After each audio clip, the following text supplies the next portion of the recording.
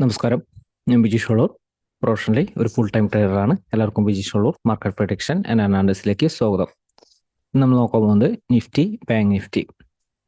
എന്തൊക്കെയാണ് സംഭവിച്ചിരിക്കുന്നത്, വരും ദിവസങ്ങളിലായാലും എന്തൊക്കെയാണ് സംഭവിക്കാൻ പോകുന്നത്, എങ്ങനെ വിദഗ്ധമായിട്ട് നമുക്ക് ഈ ഒരു ട്രെൻഡ്, ഈ ഒരു ട്രേഡുകൾ നമുക്ക് മാനേജ് ചെയ്യാം. അപ്പോൾ നിഫ്റ്റിനെ കുറിച്ചായാലും കഴിഞ്ഞ ദിവസം നൽകിയിരിക്കുന്ന ഒരു ട്രേഡ് പ്ലാൻ ശ്രദ്ധിക്കുക. കഴിഞ്ഞ ദിവസം നൽകിയിരിക്കുന്ന ഒരു സപ്പോർട്ട് ശ്രദ്ധിക്കുക. കഴിഞ്ഞ ദിവസം നമ്മൾ പറഞ്ഞിരുന്നത് നിഫ്റ്റിക്കായാലും 21,830 മുകളിലേക്ക് നിഫ്റ്റി സസ്റ്റെയിൻ ചെയ്താൽ ഒരു പോസിറ്റീവാണ് സെന്റിമെന്റിൽ. പക്ഷേ 875 എന്ന് പറയുന്ന 885 എന്ന് പറയുന്ന റെസിസ്റ്റൻസും കൂടി നിലനിൽക്കേണ്ടതായിട്ടുണ്ട്.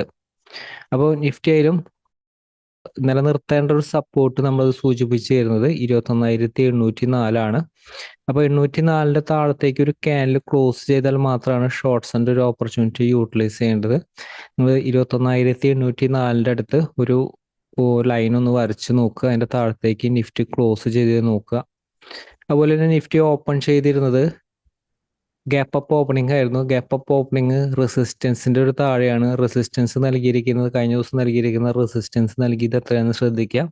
അപ്പോൾ എപ്പോഴും റെസിസ്റ്റൻസിന്റെ ഒരു താഴെയുള്ള ഓപ്പണിംഗ് നിഫ്റ്റിനെ ഷോർട്ട്സിന്റെ ഒരു ഓപ്പർച്യൂണിറ്റിക്കാണ് സാധ്യത. ചെറിയ ടൈം ഫ്രെയിമിലോ വലിയ ടൈം ഫ്രെയിമിലോ ഷോർട്ട്സിന്റെ ഒരു ഓപ്പർച്യൂണിറ്റി യൂട്ടിലൈസ് ചെയ്യാം. പിന്നെ സപ്പോർട്ട് നമ്മൾ നൽകിയിരിക്കുന്നു 21,885. 21,885 കൂടിയും ബ്രേക്ക് ചെയ്താൽ ഇതാണ് സപ്പോർട്ടായിരുന്നത്. 21,885 മുകളിൽ ജസ്റ്റ് ഒന്ന് സസ്റ്റെയിൻ ചെയ്യാൻ നോക്കി, അതിനുശേഷം 85 ബ്രേക്ക് ചെയ്തു. ഈ 21,885 ബ്രേക്ക് ചെയ്ത ഷോർട്ട്സിന്റെ ഒരു ഓപ്പർച്യൂണിറ്റി യൂട്ടിലൈസ് ചെയ്യാമെന്നാണ് നമ്മൾ സൂചിപ്പിച്ചു തരുന്നത്. നിഫ്റ്റി ആയാലും 21,885 മുകളിലേക്ക് കുറച്ച് സമയം സസ്റ്റെയിൻ ചെയ്യണമെന്ന് നമ്മളത് സൂചിപ്പിച്ചായിരുന്നു. അപ്പോൾ ഇതിൻ്റെ ഒരു മുകളിലേക്ക് സസ്റ്റെയിൻ ചെയ്താൽ മാത്രമാണ് നമുക്ക് ആ ഒരു ബൈയുടെ ഒരു ഓപ്പർച്യൂണിറ്റി നമുക്കത് യൂട്ടിലൈസ് ചെയ്യാനായിട്ട് സാധിക്കുന്നത്. അപ്പോൾ നിഫ്റ്റി ആയാലും പറഞ്ഞിരിക്കുന്ന ഒരു സപ്പോർട്ട് ശ്രദ്ധിക്കുക. അപ്പോൾ എക്സാക്ട് റൈറ്റ് ഒരു സപ്പോർട്ട് റെസിസ്റ്റൻസ് ആണ് എപ്പോഴും ആക്യുറേറ്റ് ആയിട്ടുള്ള ഒരു ട്രേഡുകൾ എടുക്കാനായിട്ട് പ്രാപ്തരാക്കുന്നത്. അല്ലെങ്കിൽ നമുക്ക് ഒരുപാട് ഫാൾസ് ട്രേഡുകൾ വരും, ഒരുപാട് ഫാൾസ് മൂവ്മെന്റുകൾ വരും. അപ്പോൾ നമ്മൾ ഈ ഒരു സപ്പോർട്ട് ബ്രേക്ക് ചെയ്താൽ അടുത്തൊരു സപ്പോർട്ട് നൽകിയിരിക്കുന്നത് 21,804 804 കുറിച്ച് നമ്മളിത് പറഞ്ഞു കഴിഞ്ഞിട്ട് താഴത്തേക്ക് ക്ലോസ് ചെയ്താൽ മാത്രമാണ്, ഒരു ക്യാൻഡിൽ ക്ലോസ് ചെയ്താൽ മാത്രമാണ് ഷോർട്ട്സിന്റെ ഓപ്പർച്യൂണിറ്റി.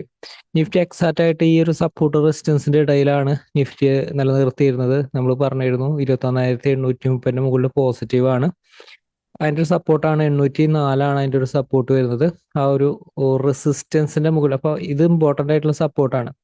അപ്പൊ ഇമ്പോർട്ടന്റ് ആയിട്ടുള്ള സപ്പോർട്ടിന്റെ ഒരു മുകളിൽ നിഫ്റ്റി സ്പെൻഡ് ചെയ്യുക എന്ന് പറയുന്നത് ബൈ ആണ്, ബൈ സെന്റിമെന്റ് ആണ്. കഴിഞ്ഞ ദിവസങ്ങളെല്ലാം നിഫ്റ്റിയിലൊക്കെ വലിയൊരു ഫാള് വന്നപ്പോൾ നിഫ്റ്റി വലിയ രീതിയിൽ താഴത്തേക്ക് പോയിരുന്നു. പക്ഷെ ഇത് സപ്പോർട്ടിന്റെ മുകളിലേക്ക് കയറിയപ്പോൾ നമ്മൾ കഴിഞ്ഞ ദിവസത്തിലെ വീഡിയോസിൽ പറഞ്ഞിരുന്നു, ഇമ്പോർട്ടന്റ് ആയിട്ടുള്ള റെസിസ്റ്റൻസിന്റെ മുകളിലേക്ക് നിഫ്റ്റി സസ്റ്റെയിൻ ചെയ്താൽ പിന്നെ താഴത്തേക്ക് വരുന്നൊരു പരിധി നിഫ്റ്റിയിലായാലും കുറയും. അപ്പോൾ വരും ദിവസങ്ങളിലായാലും ഈ ഒരു ലെവലൊക്കെയാണ് ഇനി ഇമ്പോർട്ടൻ്റ് ആയിട്ടുള്ള സപ്പോർട്ടൊക്കെ ആയിട്ട് നിഫ്റ്റിയിലൊക്കെ ആക്ട് ചെയ്യുന്നത്.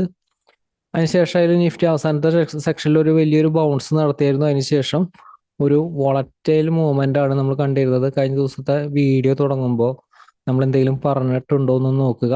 എക്സ്പയറി വോളറ്റൈൽ ആകാനാണ് സാധ്യത എന്നാണ് നമ്മളത് സൂചിപ്പിച്ചിരുന്നത്. അപ്പോൾ ഒരു വോളറ്റൈൽ എക്സ്പയറി ആയിരുന്നു, ഒരു പോസിറ്റീവ് ആയിരുന്നു എക്സ്പയറി നിലനിർത്തിയിരുന്നത്.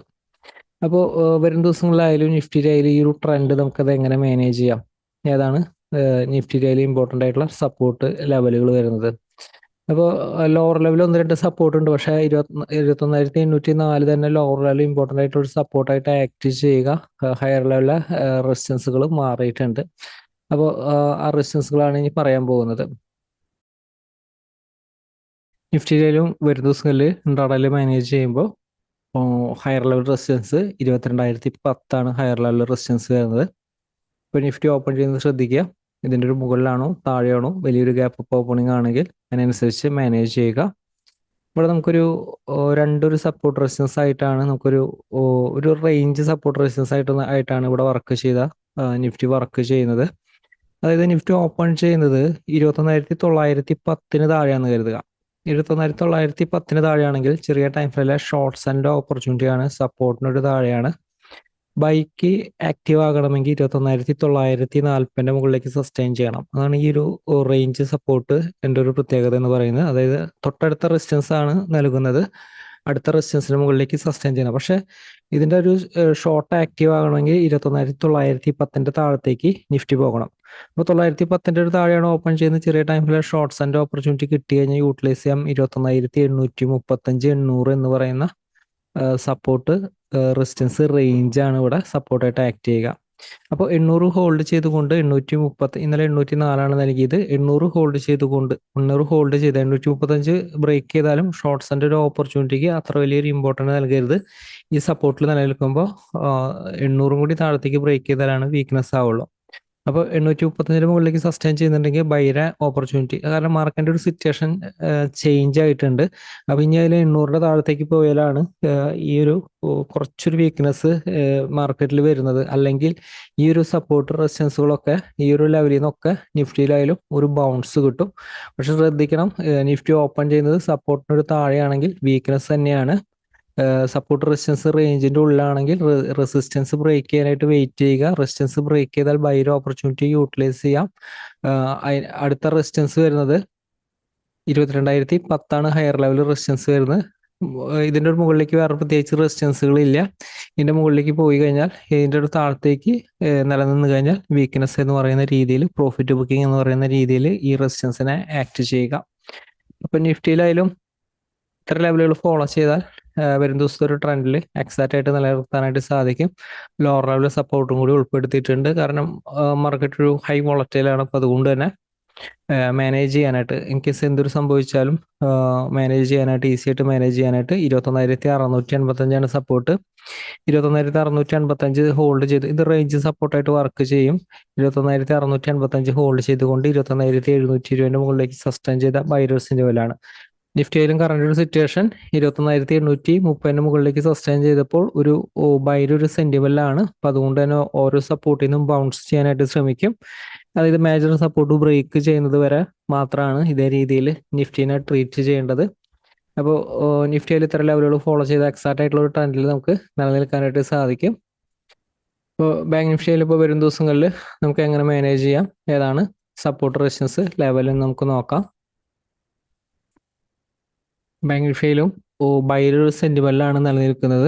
അതായത് ഈ ഒരു സപ്പോർട്ട് ബ്രേക്ക് ചെയ്യുന്നവരെ, ഇതിന്റെ താഴത്തേക്ക് ഇനി ക്ലോസിംഗ് ലെവലിൽ നിലനിർത്തുന്നത് വരെ സ്ലൈറ്റ്ലി ഒരു ബൈ സെന്റിമെന്റിൽ കാണിക്കും കഴിഞ്ഞ ദിവസത്തിനെക്കാട്ടി അപേക്ഷിച്ചിട്ട്. കാരണം ബാങ്ക് നിഫ്റ്റിയിലും നമ്മൾ പറഞ്ഞ റെസിസ്റ്റൻസിന്റെ മുകളിലേക്ക് ബാങ്ക് നിഫ്റ്റിയിലും ഒന്ന് സസ്റ്റെയിൻ ചെയ്ത് നിലനിൽക്കുന്നതാണെങ്കിലും ബാങ്ക് നിഫ്റ്റിക്ക് ഹയർ ലെവലിൽ റെസിസ്റ്റൻസുകളൊക്കെ ഉണ്ട്. അപ്പം അതുകൊണ്ടാണ് ആ ഒരു സ്ലൈറ്റ്ലി പോസിറ്റീവ് എന്ന് പറയുന്ന ഒരു വാക്ക് ഉപയോഗിക്കുന്നത്. കാരണം റെസിസ്റ്റൻസിന്റെ അടുത്ത് നിന്ന് ഷോർട്ട്സിന്റെ ഒരു ഓപ്പർച്യൂണിറ്റി വരും. വോളറ്റൈൽ ആയതുകൊണ്ട് തന്നെ പ്രോഫിറ്റ് ബുക്കിങ്ങിന് ഒരു സാധ്യതയുണ്ട്. അപ്പോൾ ബോത്ത് സൈഡിലേക്കുള്ള ഒരു പ്രോബബിലിറ്റി രീതിയിലാണ്. പക്ഷേ ഈ ഒരു സപ്പോർട്ടുകൾ അപ്പോൾ വരുന്ന ദിവസത്തിൽ ഇൻട്രാഡേയിൽ ഇമ്പോർട്ടൻ്റ് ആയിട്ടുള്ള സപ്പോർട്ട് എന്ന് പറയുന്നത് 46,100 180 റേഞ്ചാണ്. അപ്പോൾ in case gap down opening ആയിരുന്നാലും ഈ ഒരു റേഞ്ച് എന്ന് പറയുന്നത് 46,100 180 എന്ന് പറയുന്ന റേഞ്ച്, ഈ റേഞ്ചിൽ ഓപ്പൺ ചെയ്താൽ ഷോർട്ട് സെല്ലിന് കൂടുതൽ ഇമ്പോർട്ടൻസ് നൽകരുത്. അതായത് 46,100 ബ്രേക്ക് ചെയ്യാതെ ഷോർട്ട് സെല്ലിന് ഇമ്പോർട്ടൻസ് നൽകരുത്. ഈ ഒരു ലെവലിൽ നിന്ന് ചെറിയ ടൈം ഫ്രെയിലോ വലിയ ടൈം ഫ്രെയിലോ ബൈയുടെ ഓപ്പർച്യൂണിറ്റിക്കാണ് കൂടുതലായിട്ട് ഇമ്പോർട്ടൻസ് നൽകേണ്ടത്. 46,180 റെസിസ്റ്റൻസ് ആണ്. ആ റെസിസ്റ്റൻസും ബ്രേക്ക് ചെയ്ത ഹയർ ലെവലിൽ 46,565 ഈ ഒരു ഗ്യാപ്പിലാണ് റെസിസ്റ്റൻസ് കാണുന്നത്. അപ്പോൾ ഈ ഒരു ലെവൽ വരെ ഈ ഒരു സപ്പോർട്ട് ഹോൾഡ് ചെയ്താൽ ഈ ഒരു ലെവൽ വരെ നമുക്ക് എക്സ്പെക്ട് ചെയ്യാം. പക്ഷേ ഓപ്പൺ ചെയ്യുന്നത് 46,100 ബ്രേക്ക് ചെയ്തിട്ടാണെങ്കിൽ പ്രോഫിറ്റ് ബുക്കിംഗ് വരും, ക്വിക്കായിട്ടുള്ള ഒരു പ്രോഫിറ്റ് ബുക്കിംഗ് വരും. 46,030 ഇഞ്ച് സസ്റ്റെയിൻ ചെയ്യേണ്ടത്. 30 ഹോൾഡ് ചെയ്തുകൊണ്ട് 100 മുകളിലേക്ക് ഒരു ക്യാൻഡിൽ ക്ലോസ് ചെയ്താൽ ബൈക്ക് ഇമ്പോർട്ടൻസ് നൽകാം. അല്ലെങ്കിൽ 180 മുകളിലേക്കും സസ്റ്റെയിൻ ചെയ്താൽ കുറച്ചും കൂടി സ്ട്രോങ് ആയിരിക്കും വരുന്നത്. അപ്പോൾ ഓപ്പൺ ചെയ്യുന്ന പ്രത്യേകം ശ്രദ്ധിക്കുക. ഓപ്പൺ ചെയ്ത് പറയുന്ന സപ്പോർട്ടിന്റെ താഴെയാണെങ്കിൽ വീക്ക്നെസ് ആണ്, ക്വിക്കായിട്ടുള്ള ഒരു ഫാള് പ്രോഫിറ്റ് ബുക്കിംഗ് വരും. സപ്പോർട്ടിൽ എത്തുന്ന ഒരു സമയത്ത് പ്രോഫിറ്റ് ബുക്ക് ചെയ്യാനായിട്ട് ശ്രമിക്കുക. വീണ്ടും റെസിസ്റ്റൻസിന് മുകളിലേക്ക് സസ്റ്റെയിൻ ചെയ്ത ബൈലാണ്. അപ്പോൾ നിഫ്റ്റിയും ബാങ്ക് നിഫ്റ്റിയും ഇപ്പോഴത്തെ ഒരു കറണ്ട് സിറ്റുവേഷൻ, കറണ്ട് ഒരു ട്രെൻഡ്, കറണ്ട് ഒരു വോളറ്റാലിറ്റി ഇതൊക്കെ അടിസ്ഥാനമാക്കിയിട്ടാണ് ഈ ഒരു സപ്പോർട്ട് റെസിസ്റ്റൻസ് ലെവലുകൾ നൽകിയിട്ടുള്ളത്. അതുപോലെ തന്നെ ട്രേഡ് ചെയ്യാനുള്ള ഒരു ട്രേഡിംഗ് പ്ലാനും നൽകിയിരിക്കുന്നത് ട്രെൻഡ് അനുസരിച്ചാണ്. അപ്പോൾ അതനുസരിച്ച് മാനേജ് ചെയ്താൽ എക്സാക്റ്റ് ആയിട്ടുള്ള ട്രെൻഡിൽ നമുക്ക് മാനേജ് ചെയ്യാൻ പറ്റും. വളരെ ഈസി ആയിട്ട് പ്രോഫിറ്റബിൾ ആകാൻ പറ്റും. മാർക്കറ്റിൽ വലിയ അവസരമായിട്ട് നമുക്ക് ഒരു ദിവസം അപ്ഡേറ്റിൽ വീണ്ടും കാണാം. എല്ലാവരും വലിയ ഷെയറുകളും കമ്പനികളും പ്രതീക്ഷിക്കുന്നു. എല്ലാവർക്കും നന്ദി.